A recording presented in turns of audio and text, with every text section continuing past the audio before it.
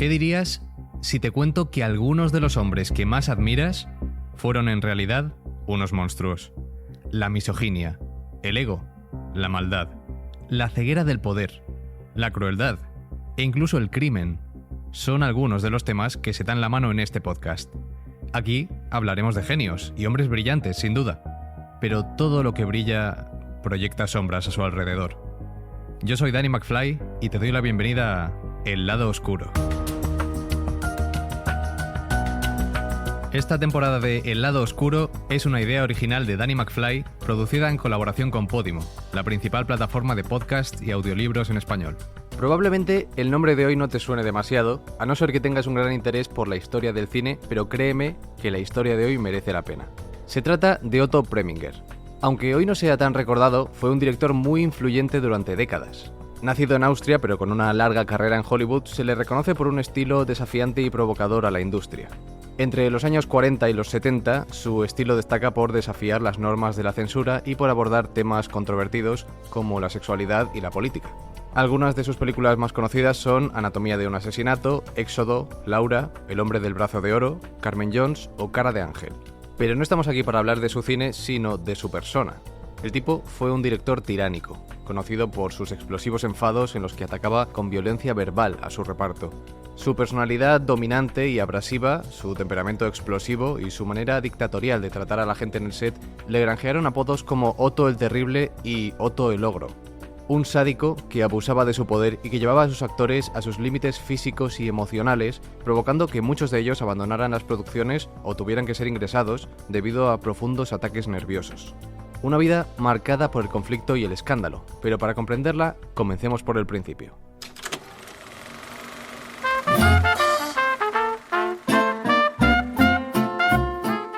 Nació en 1905 en Wisnitz, una ciudad del Imperio Austrohúngaro que actualmente es Ucrania.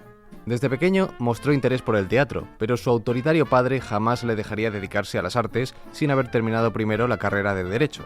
Así lo hizo, y en 1928 terminó la carrera en la Universidad de Viena, aunque solo resolvió un caso, y no tardó en dedicarse al mundo de la dirección, que era lo que realmente le atraía. En 1932 se casó con Marion Mill, pero nunca fue un esposo devoto y fiel, que digamos. Su primera mujer sufrió mucho por sus devaneos, pero luego entraremos en eso. Otto Preminger dirigió muchas obras durante varios años en un importante teatro austríaco, pero en 1935 su vida cambió. Llamó la atención de un importante y poderoso ejecutivo de Hollywood. Era uno de los cofundadores de la 20th Century Fox que estaba en Austria buscando talento.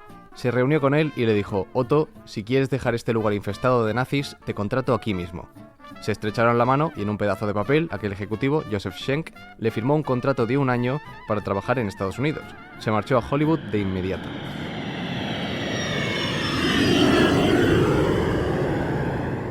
Tras un par de años rodando películas, no tardó en protagonizar su primera polémica y conseguir que lo echaran de Hollywood.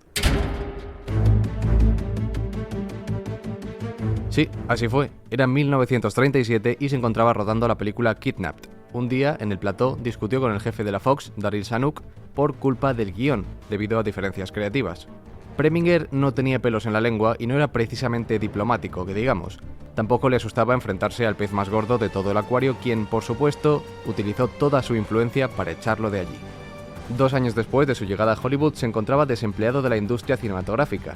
Preminger, reacio a volver a Europa, dijo que si no podía hacer películas en Hollywood, se iría a Nueva York a dirigir teatro. Y así lo hizo.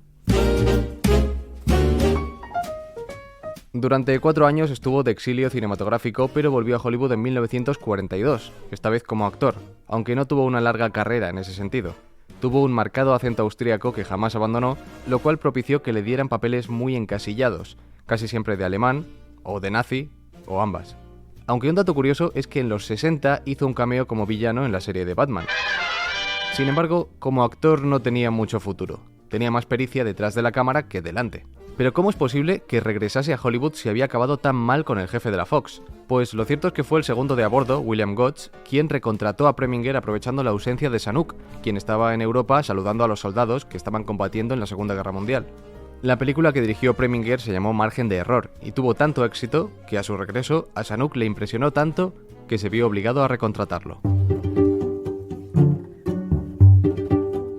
Preminger llevaba casado desde los 26 años, pero como decía, eso no le impedía ser un mujeriego y un vividor. Ahora tenía 38 y vivía como si fuera soltero.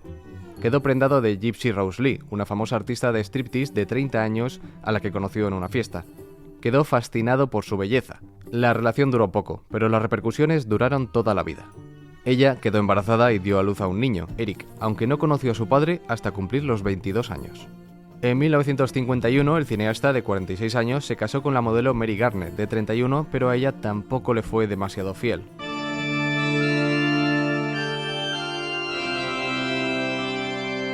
Volviendo a su cine, en los años 50 todavía se aplicaba en Estados Unidos el Código Hays, un código de conducta destinado a regular el contenido moralmente aceptable de las películas.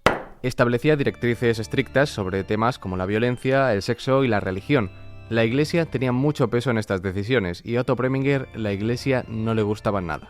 En el 53 estrenó la película La luna es azul, una comedia en la que se dicen palabras como virgen o embarazada. Esto para el Código Hays era inaceptable y quisieron censurarlo, pero Otto combativo no lo consintió, generando un gran debate y mucho ruido mediático.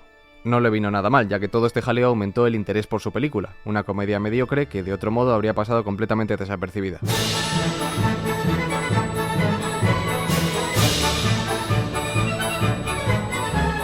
En 1954 estrenó Carmen Jones, una modernización de la famosa ópera Carmen, con un reparto casi íntegramente formado por actores negros, entre ellos la protagonista, Dorothy Dandridge.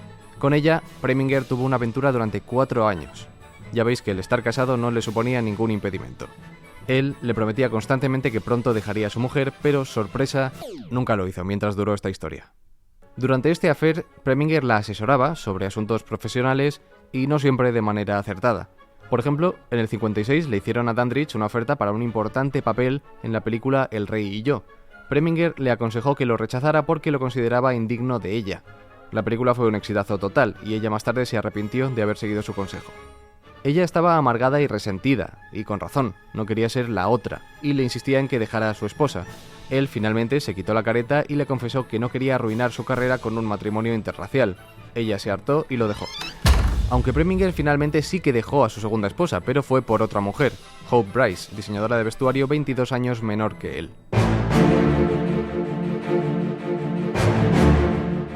La controversia era donde este director se sentía más cómodo y su difícil carácter no tardó en salir a relucir. Sus exabruptos, sus malas maneras y sus gritos eran algo constante. Algunos llegaron a decir incluso que era bipolar, porque podía estar en un momento gritándote a pleno pulmón, con todas las venas de la frente marcadas, y solo unos instantes después estaba tan tranquilo como si la cosa no fuera con él. A Marilyn Monroe la dirigió en el 54, y por suerte con ella no fue con quien peor se portó, aunque sí que fue autoritario y desagradable. Llegó a referirse a ella como una aspiradora con pezones. Además de ser algo tremendamente irrespetuoso y machista, la crueldad con ella no acababa aquí. La insultaba constantemente durante el rodaje. Ella finalmente optó por fingir que se había torcido el tobillo para provocar en él un cambio de actitud. Funcionó. El resto del rodaje, este hecho hizo que él fuera más amable con ella. Preminger fue un revolucionario incluso a la hora de echarle un pulso al poder. No solo se enfrentó al Código Hays, sino a la propia lista negra de la famosa caza de brujas, que buscaba a comunistas. En los años 50, en plena era McCarthy, nadie se atrevía a contratar a aquellos señalados en la lista negra. Preminger lo hizo, y contrató al guionista Dalton Trumbo, acusado de comunismo, para hacer la película Éxodo. Más tarde, retrató el sinsentido de este periodo político de los Estados Unidos con su película Tempestad sobre Washington, en 1962.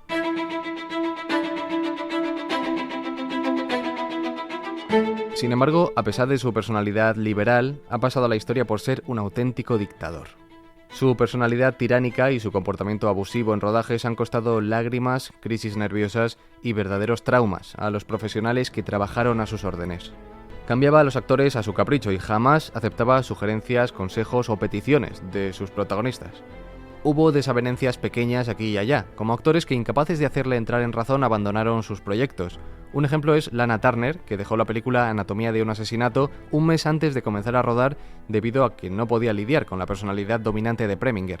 Otro ejemplo es el renombrado actor británico Paul Scofield, que renunció a la película St. Joan después de tener una acalorada discusión con el director durante la primera lectura del guión. Pero detengámonos aquí un momento. Fue en este rodaje, precisamente, en St. Joan de 1957, donde Preminger le hizo la vida imposible a su joven actriz protagonista, Jean Seberg.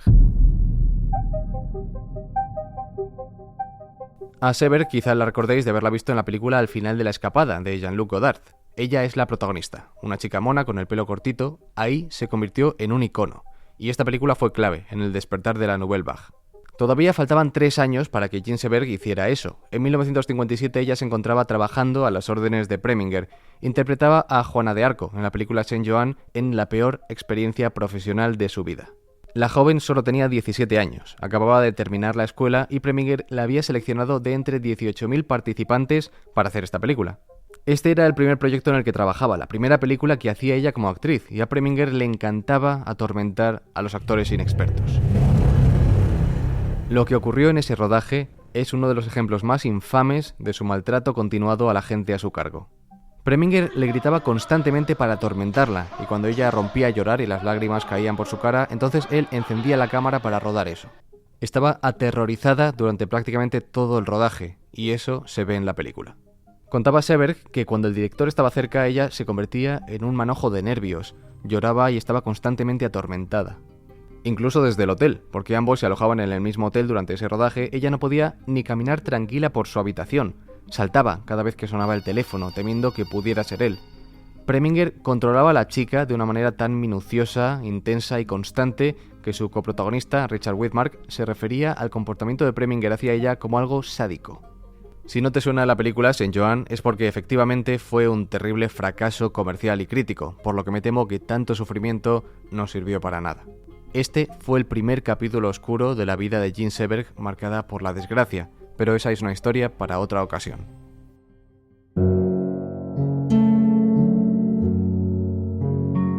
Otro pesadillesco rodaje de Otto el Terrible fue la película El Cardenal, de 1963. Su protagonista, Tom Tryon, era otro actor novato que sufrió un trato vejatorio, comparable a lo que pasó con Jean Seberg. Preminger le gritaba tanto y lo humillaba públicamente de tal manera que al pobre chico le daban temblores por todo el cuerpo. Para más Inri, Preminger hacía zoom con la cámara sobre sus manos temblorosas durante estas broncas para dejarlo en evidencia. No contento con esto, lo despedía y recontrataba de la producción constantemente. El resultado: Tryon tuvo que ser hospitalizado debido a un sarpullido en el cuerpo y una descamación en la piel, debido a los nervios y al estrés al que fue sometido. 30 años después, Tryon admitió en una entrevista que todavía odiaba hablar de la experiencia y que nunca ha vuelto a ver esa película. Tiempo después, Tryon abandonó el mundo de la actuación para dedicarse a escribir novelas. Preminger, arrogante y con recochineo, se atribuyó como un triunfo este cambio de vida del actor. Pero no fue el único que sufrió durante ese rodaje. Rodando El Cardenal, como en todas las películas de Preminger, eran constantes los golpes violentos sobre la mesa por parte del director, los gritos y el macabro sentido del humor. El director encontraba perversamente divertido gritar al oído de una persona cuando la veía nerviosa o intranquila. A la pobre actriz Carol Lynley también la hizo llorar para una escena a base de gritarle y humillarla en pleno set, sin importarle lo más mínimo las consecuencias de sus actos.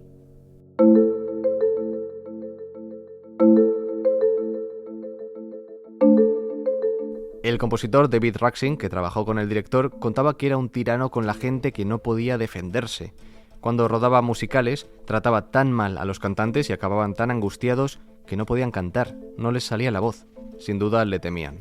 No fueron casos aislados. No solo se aprovechaba de los actores inexpertos, incluso los veteranos tenían que idear estrategias para poder soportar sus ataques de ira y mantenerse enteros. Michael Caine dijo de él: Preminger solo es feliz si algún otro se siente miserable, y Joan Crawford le describió como un nazi judío. Preminger no tenía reparos en atormentar incluso a los niños. Mientras rodaba Éxodo, Otto Preminger hizo llorar a algunos actores infantiles gritándoles: «¡Llorad, pequeños monstruos!». En otra ocasión, en el rodaje de El rapto de Bunny Lake del 65, Laurence Olivier tuvo que intervenir incómodo cuando el director estaba intimidando con sus gritos a la pequeña actriz de 5 años. Pocos se atrevían a hacerle frente. Jackie Gleason fue una de las excepciones. Cuando vio a este ogro irascible gritando a pleno pulmón contra un anciano Groucho Marx, el actor le dijo: «Si alguna vez me hablas a mí de ese modo, te estrellaré una silla en la cabeza».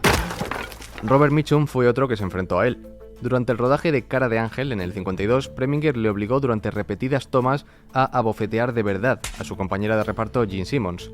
Fueron tantas las repeticiones que a la pobre chica se le pusieron las mejillas en carne viva. Aún así, Preminger seguía pidiendo otra toma. Finalmente Mitchum estalló y en su lugar abofeteó a Preminger, quien rápidamente accedió a decir que la última toma había sido la buena.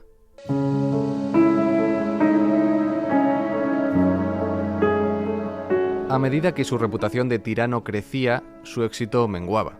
Fue encadenando una película mala tras otra, y eso hizo que nunca levantara cabeza. Quizá por eso no pasó a la historia de una manera tan notoria como otros de sus contemporáneos que sí que siguen siendo recordados. Murió en 1986, con la única compañía de familia y amigos cercanos, pero nadie mostró respeto por él de entre sus compañeros de profesión. Trató tan mal a la gente durante décadas y le importó tan poco el herir los sentimientos de los demás que en sus últimos momentos recibió lo que muchos creen que merecía.